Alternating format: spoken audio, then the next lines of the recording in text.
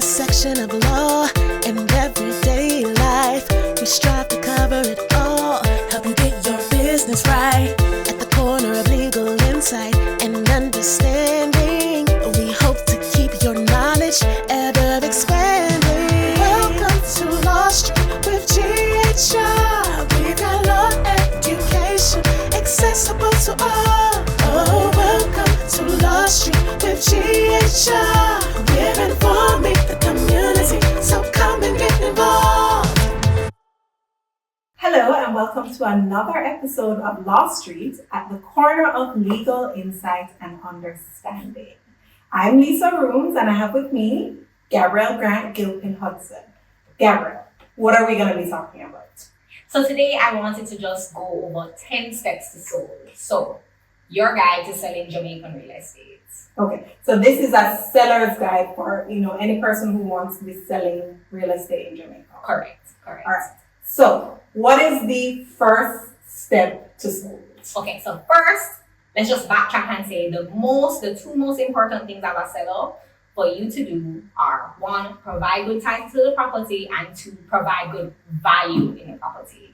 That forms the basis of all the other steps that we're going to go through. So, number one, we have a registered title system of land conveyancing in Jamaica. What does that mean? It means that land, generally speaking, has a registered title. We do have some unregistered pieces of land across the island, but we're working towards titling everything.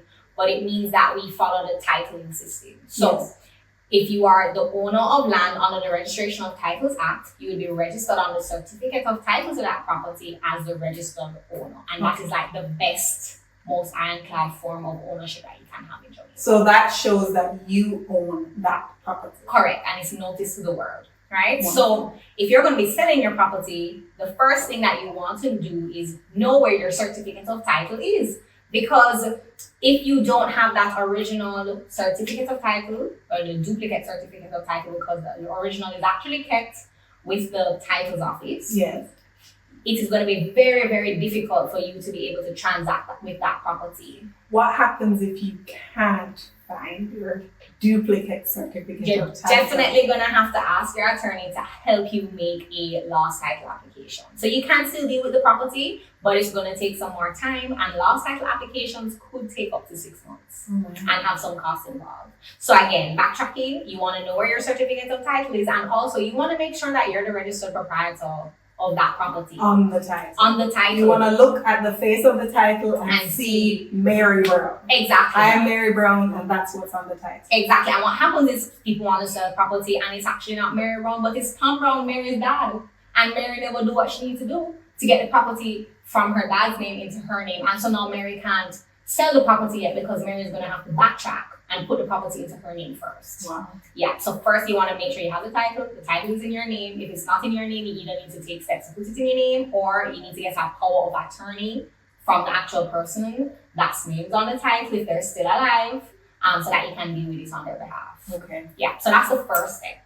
The second step, titles have different parameters on them. We call these restrictive covenants. Some titles won't have any. Some titles, especially if they're in a gated community, may have many, many restrictive covenants on them. And what are some of the kind of restrictive covenants? Okay, so you could look at things like distance covenants. So for example, the title may say that you cannot build on that property within a certain distance from the boundary.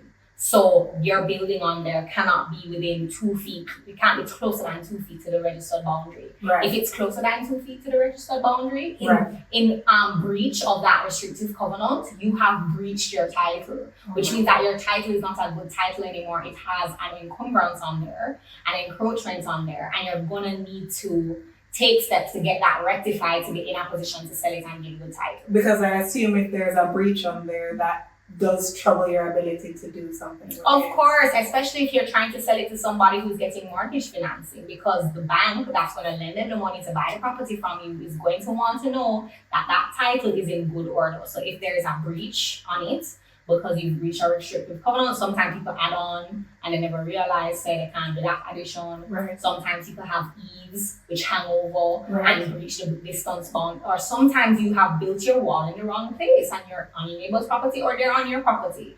All of those things can interfere with your ability to sell the property and give good title to that property. All right. So what is step 3? Okay, step 3 is if you're gonna sell, really and truly, if you're looking to provide good value, you may want to do a little fixing up. Small little things here and there, fresh coat of paint, maybe a little landscaping. If you have that old terrazzo tile that needs to be polished with a polisher, you might want to put in some ceramic tiles, some large format tiles, which are very in these days. Just make your property a little bit more desirable, and a little bit can go a long way, especially when we're talking kitchens or bathrooms. Right. People love a renovated kitchen and a renovated bathroom. What's next? All right, so know your price, know your numbers. If you're going to be selling your property, especially again, if you're going to be looking to sell to somebody that needs to buy with a mortgage, you're going to have an idea of what the market value of that property is. Now, to figure that out, the best person to engage is a valuator for them to conduct a valuation exercise on the property and give you their estimation or professional opinion of what the value of the property, the market value of the property is. If it is that, valuations are expensive, I get that. So some persons may say, okay, well, I'll work with a realtor. And maybe your realtor is experienced enough where they can see what's on the market and what has recently sold in the area and give you a kind of guide as to what kind of price to put on the property. But you would recommend going with a valuator? Definitely. If you can, it saves so much time and it also puts you in a position to price the property to sell.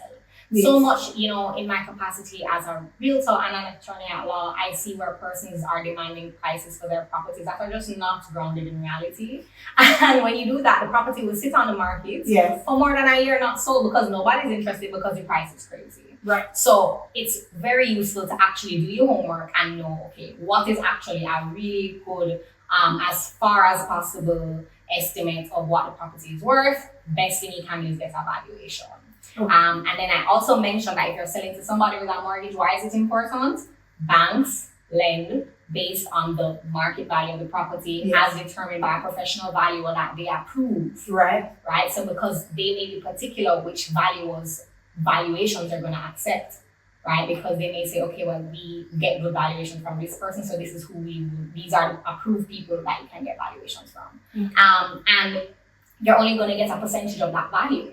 So if you go and price the property astronomically higher, the chances are that somebody that wants to buy it, even if they want to pay an astronomical price, they can't get a loan to do that because it's just not grounded in reality again. So you got to know your numbers. Okay, so what are the different ways that you can sell a property? I know sometimes you are selling the property and it's just whatever is with the property, in the property. What are the different ways that you can do?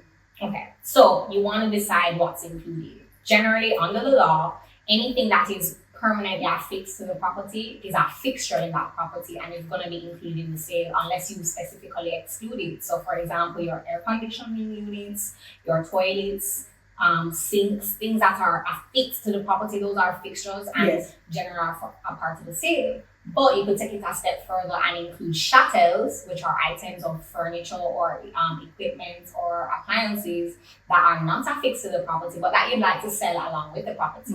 Right? So and that's perfectly okay and doable. But it's very important for you to itemize these things and negotiate and inspect them and things like that before you go ahead. Okay. So we're halfway through the list.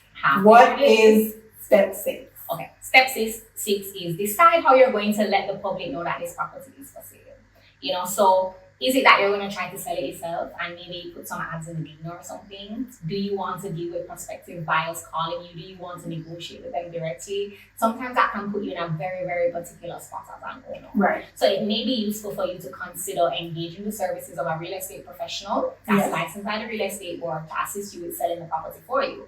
So you could engage a realtor and they may, for example, advertise the property on your behalf, or they may list it on the Realtors Association of Jamaica's multiple listing service, which basically is a platform that once your realtor uploads the property onto that platform, it is in front of all the realtors across the island. So if they are looking through and their client said, oh, I want this, and they just go through and they say, oh, look, this is a new property listed on the system. This looks great. This is exactly what my client is looking for. Boom, bam. And you can connect and bring those people together. So you want to figure out, okay, how am I going to do it? Are you okay with for sale signs on the property? Is that allowed in your gated community? All of those little things you want to give some thought to. All right. So I know again there is a question about using attorneys at law in terms of buying property and in selling property. What are your thoughts on that? Okay, so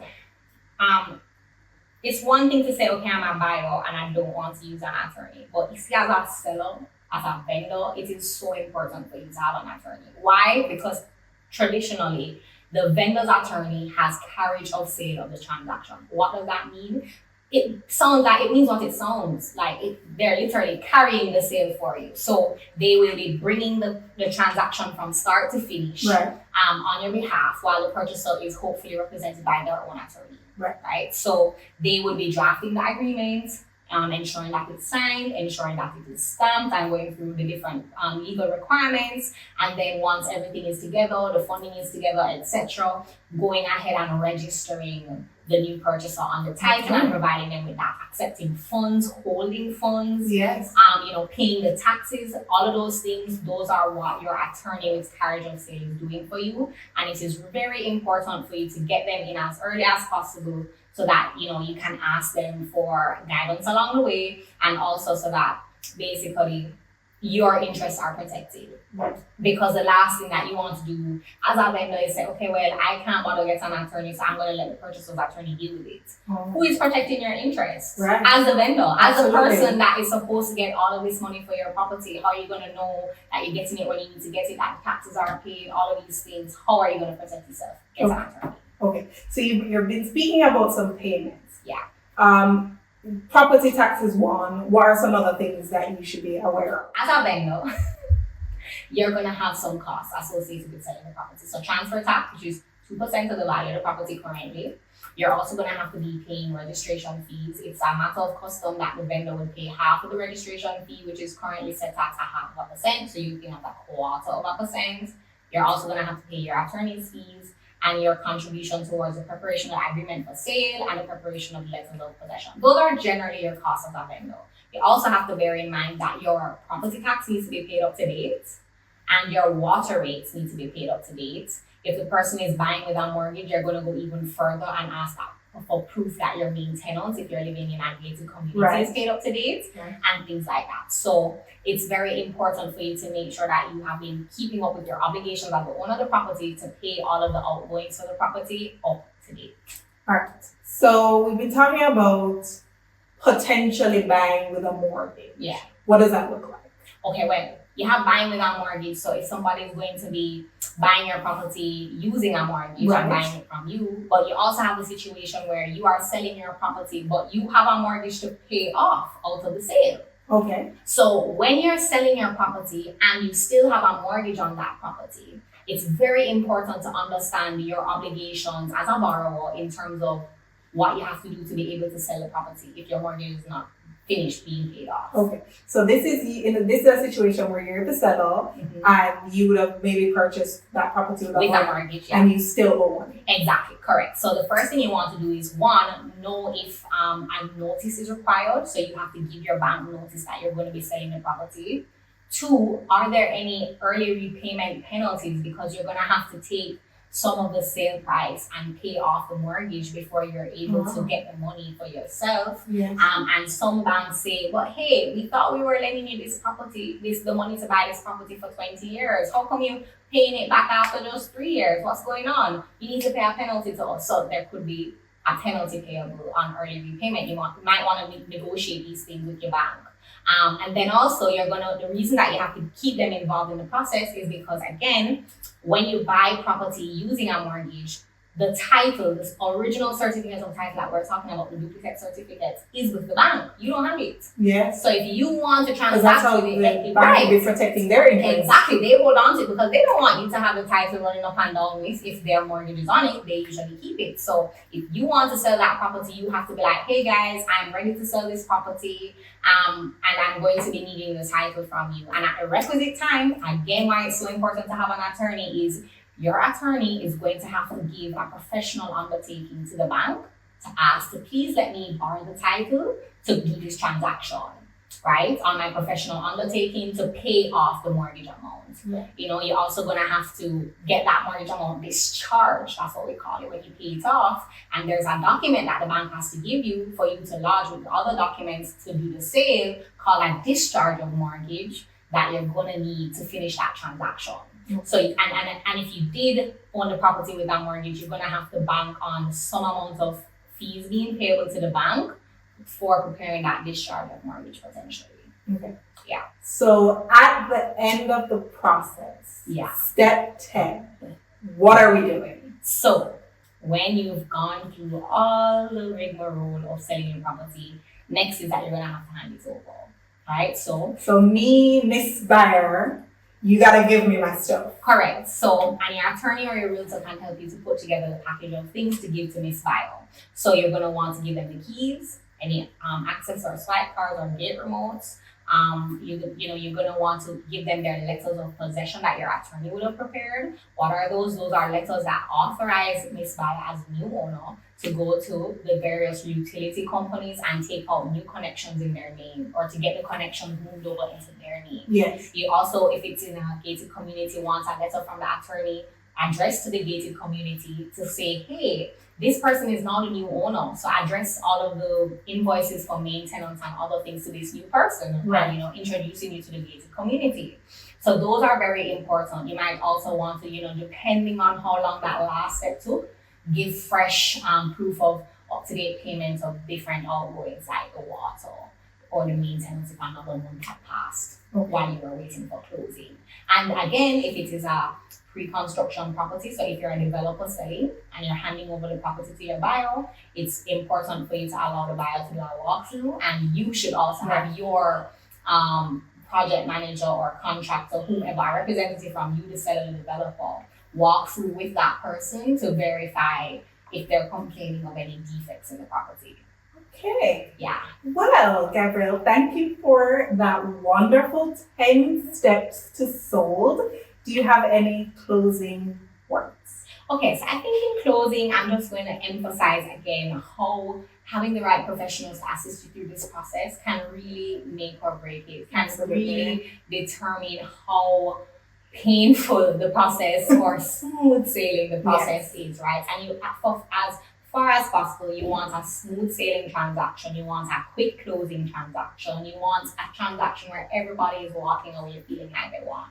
So the best way to achieve that is to work with your licensed real estate professionals and work with your knowledgeable and experienced attorneys at law in the area of real estate conveyancing, because not every attorney has the requisite experience or knowledge to do some of these transactions. So me as a commercial or intellectual property attorney who doesn't know anything about sales agreements, I probably shouldn't be helping. Probably you don't want to use that type of attorney. You want to use somebody that okay, this is what they do as their bread and butter. All right, well, that is excellent. All right, thank you for joining us for another episode of Law Street. We hope to see you next time. Thank you. Till next time. Bye-bye. Bye. If you found this information helpful, you can visit our website at www.ghrlegal.com to access this information in article form, along with many other legal subjects in Jamaica. If you like this episode of Law Street, be sure to like, share, and subscribe. Hit that notification bell and join us for more episodes. This show is for general discussion purposes only and does not constitute legal advice. If you would like legal advice, you should book a consultation with an attorney at law.